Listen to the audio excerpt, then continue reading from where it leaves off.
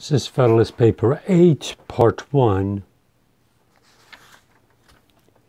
Assuming it, therefore, as an established truth that the several states, in case of disunion, or such combinations of them as might happen to be, formed out of the wreck of the General Confederacy, would be subject to those vicissitudes of peace and war, of friendship and enmity with each other, which have fallen to the lot of all neighboring nations not united under one government.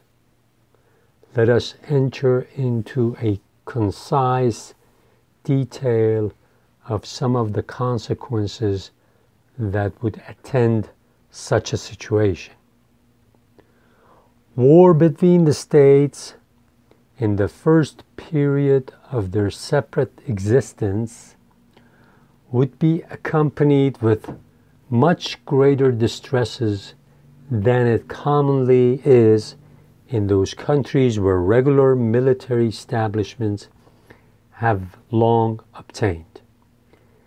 The disciplined armies always kept on foot on the continent of Europe, though they bear a malignant aspect to liberty and economy, have, notwithstanding, been productive of signal advantage of rendering sudden conquests impracticable, and of preventing that rapid desolation which used to mark the progress of war prior to their introduction. The art of fortification has contributed to the same ends.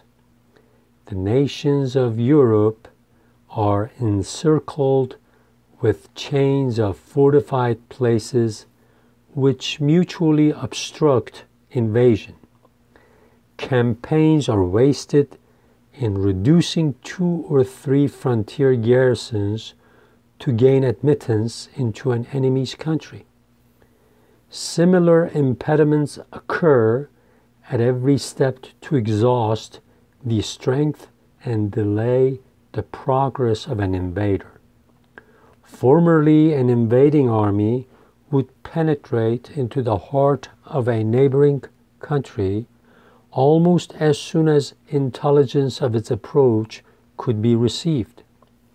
But now a comparatively small force of disciplined troops acting on the defensive with the aid of posts is able to impede and finally to frustrate the enterprises of one much more considerable. The history of war in that quarter of the globe is no longer a history of nations subdued and empires overturned, but of towns taken and retaken, of battles that decide nothing, of retreats more beneficial than victories, of much effort and little acquisition. In this country, the scene would be altogether reversed. The jealousy of military establishments would postpone them as long as possible.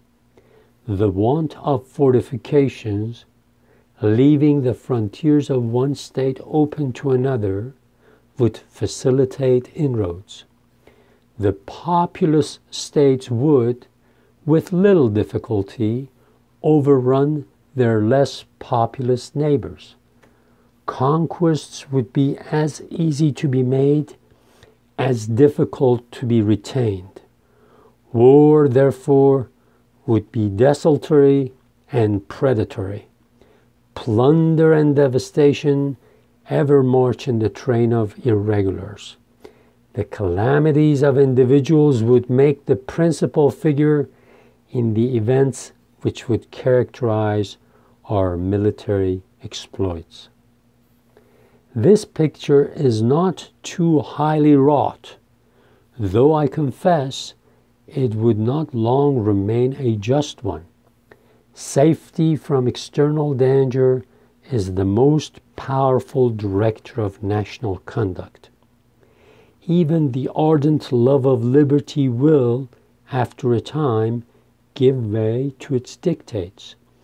The violent destruction of life and property incident to war, the continual effort and alarm attendant on a state of continual danger, will compel nations the most attached to liberty to resort for repose and security to institutions which have a tendency to destroy their civil and political rights. To be more safe, they at length become willing to run the risk of being less free. This Federalist paper, I think, is one of the most important ones. Even though a lot of historians don't mention it, but I think because it talks about standing armies and how having a standing army inside of a country in times of peace especially will eventually translate into a dictatorship or authoritarian system. That's what he talks about here. He says if he's going to show you examples of what Europe has done over the centuries. Now they have fortifications, forts and garrisons, and they're not going to surprise attack one another anymore. But he says in this country, because we've been friends for so long, if we stay disunited, we will have to build a lot of forts, and even then a bigger state can easily overtake smaller states. Or if a small state is really, really prepared, they can hurt a big state in the short term. So this will lead to us finally having standing armies if we stay disunited. And when you have a standing army, that means your freedom is going to be taken away from you day by day. And they will make you respect the military more and more, and the civilian population less and less. You will lose your self-respect. So I think this is very important for us to focus on. Now I'll say it in Farsi.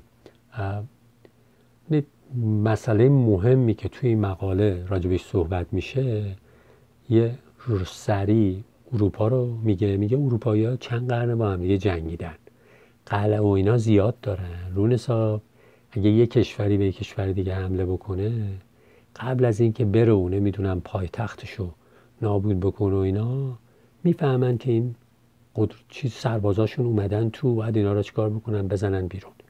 50 مایل 30 مایل میره توی کشور، بعد جلوشو میگیرن.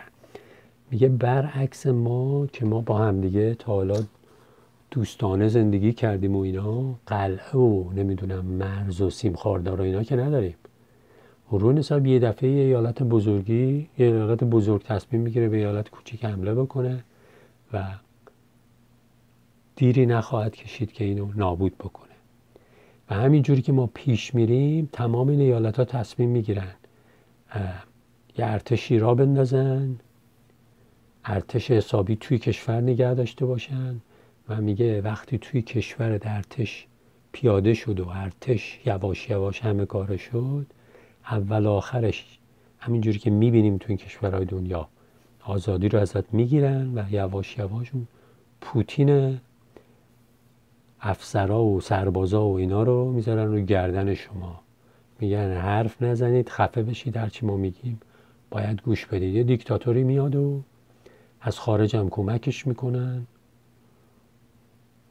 یه گور پدر آزادی مردم، تا وقتی که ما بتونیم از منابع شما استفاده کنیم تو بدزدیم، به شما آقا بالا سرام یه پولی بدیم و بدیم اندازه کافی که سرباز داشته باشه که بزنید تو سر مردمتون، ما راضی هستیم، شما هم سر قدرت بمونید.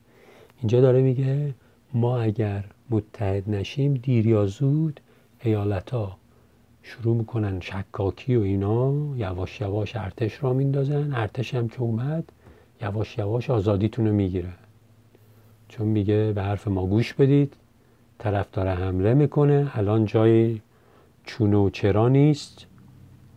مثلا پاراگراف بعدی که شروع میشه حرف از standing armies میزنه.